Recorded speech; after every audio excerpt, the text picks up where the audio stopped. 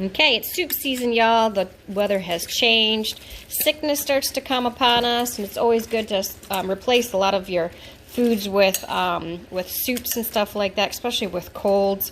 It helps your body fight off the cold better than lugging it down with their sugars or carbohydrates and stuff like that. So all the liquids, and you got the chicken bone broth in here. I'm using up the last of some celery, fresh celery, and fresh zucchini that I have in here. So those are the last ones there. I threw in some lentils just to thicken it up. They will all mush down, and this I will use my immersion blender to puree the soup, because that's how we enjoy it.